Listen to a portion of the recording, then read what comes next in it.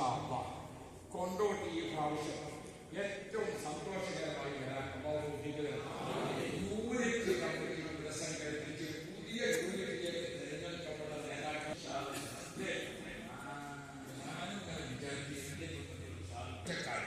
ഒന്ന് അഭിപ്രായങ്ങളെ നല്ലപോലെ കേൾക്കാം.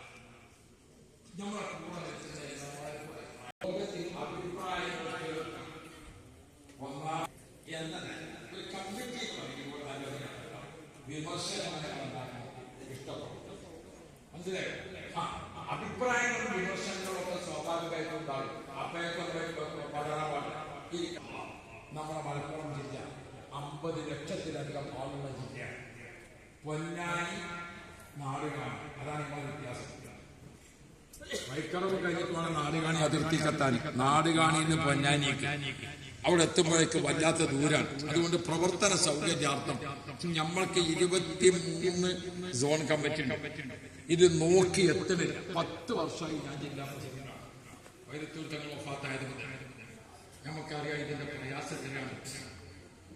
പ്രയാസത്തിലാണ് പല വിഷയത്തിന് ഇവിടുന്ന്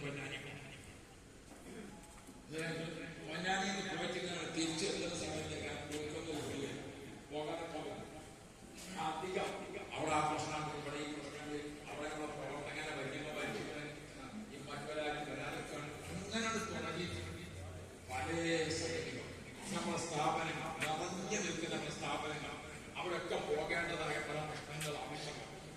അപ്പൊ നമ്മൾ പ്രവർത്തന സൗകര്യാർത്ഥം നേരത്തെ തന്നെ നമ്മൾ യുവസംഘടനകളൊക്കെ ഈസ്റ്റ് വെസ്റ്റ് വിഭജിച്ചിട്ടുണ്ട്. ഈ പ്രാവശ്യത്തെ പരസംഘടനയോടുകൂടെ മുസ്ലിം ജമാഅത്തും ഉണ്ടാകാൻ പോവുകയാണ്, ഈസ്റ്റും വെസ്റ്റും ആകാൻ പോവുകയാണ്. അപ്പോ നമ്മളെ ഈ ഭാഗത്ത് വരുമ്പോ ഈസ്റ്റിലെ ഏറ്റവും ശക്തിയുണ്ട്. ഈസ്റ്റിലെ ഏറ്റവും ശക്തിയുള്ള സോണ് അത് കൊണ്ടോട്ടിയായി. യൂണിറ്റുകളെ കൊണ്ടും സർക്കിൾ കൊണ്ടും അംഗബലം ഒക്കെ നിങ്ങളായിരിക്കും ഏറ്റവും ശക്തി. ഇത് കൊണ്ടോട്ടിയില്ല അല്ല ഞാൻ പറഞ്ഞത്. അതല്ല പറഞ്ഞത്. നമ്മളെ ഇഷ്ടംപോലെ നേതാക്കളുണ്ട്. എല്ലാം 23-നെ നമ്മൾ എന്ത് ചെയ്യും? ഒരു സോണ് കൂടിയായിട്ട് 12 24 വിഭജിക്കാൻ വേണ്ടി പോകാൻ. അപ്പോ പ്രവർത്തന സൗകര്യം. അപ്പൊ നമ്മളൊക്കെ യൂണിറ്റ് കമ്മിറ്റി ശക്തിപ്പെട്ടാണ്. ഇപ്പോ ഈ നോമ്പിന്റെ മാസം ഉറപ്പിക്കുന്നതിന് മുമ്പ് 15 ഞായറാഴ്ച, 16 തിങ്കൾ, 17 ചൊവ്വ അപ്പോഴേക്ക് സർക്കിളൊക്കെ പുനഃസംഘടിപ്പിക്കാം. എല്ലാ സർക്കിളും 6 സർക്കിളും പുനഃസംഘടിപ്പിക്കാം. എല്ലാരും പുനഃസംഘടിപ്പിക്കണം വേഗത്തിൽ. പിന്നെന്താണെന്നറിയാം, നമ്മളെ കുറച്ച് മുതിർന്ന തലമുറയിലെ ഉസ്താദുമാര്, ആചാര്യമാര് അങ്ങനെയുള്ളവരൊക്കെ പ്രസിഡന്റ് സ്ഥാനത്ത് കൊണ്ടുവരാം. കുറച്ച് പേർ കണക്ക് വിരുദ്ധം പോകാനും വരാനൊക്കെ ഉള്ള ആൾക്കാർ. അങ്ങനെ ഇൻഷാ അല്ലാഹ് നോമ്പിന്റെ മുമ്പ് തന്നെ സർക്കിളും സർക്കിളും അതേപോലെ തന്നെ യൂണിറ്റും അതങ്ങ് ശക്തിപ്പെട്ടാൽ റമദാൻ കഴിയുന്നതോടുകൂടെ സോൺ കമ്മിറ്റി പുതുക്കും, തൊട്ടപ്പുറത്ത് ജില്ല പുതുക്കും. അതും കഴിഞ്ഞാൽ സ്റ്റേറ്റ് ഇൻഷാ അല്ലാഹ്. പിന്നെ ഞാൻ നിങ്ങളോടൊരു സന്തോഷ വാർത്ത പറയണത് നിങ്ങൾ സ്വീകരിക്കുമാ അനുസരിക്കുമാ ചെയ്യോ ചെയ്യൂല അല്ലാഹു തൗഫീഖ് തരട്ടെ. പിന്നെ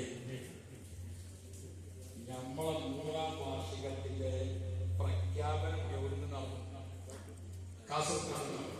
പിന്നെ നമ്മൾ പല സ്ഥലത്ത് നടത്തി പലതും. ഇനി നമ്മൾ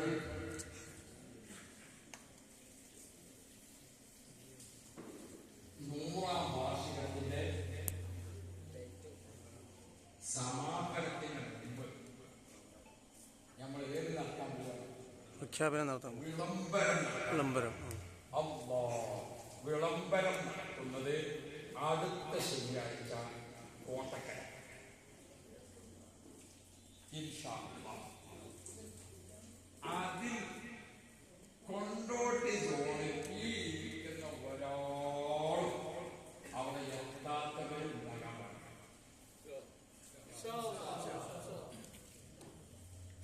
അസർ നിസ്കാരം കഴിഞ്ഞ ഉടനെ നമ്മൾ കോട്ടക്കര നമ്മൾ പോകുന്ന കോട്ടക്കര ആ കോട്ടക്കാൻ എത്തുമ്പോൾ ആ സർട്ടിഫിക്കറ്റ് റെഡിയാക്കി അന്ന് രാവിലെ 10 മണി മുതൽ 3 മണി വരെ സമസ്തന്റെ ജനറൽ കൂടിയാണ്. അത് അവിടുത്തെ ഓഡിറ്റോറിയത്തിൽ 1000 പള്ളിക്കാർക്കാണ് ആ ഓഡിറ്റോറിയത്തിൽ. അത് ആ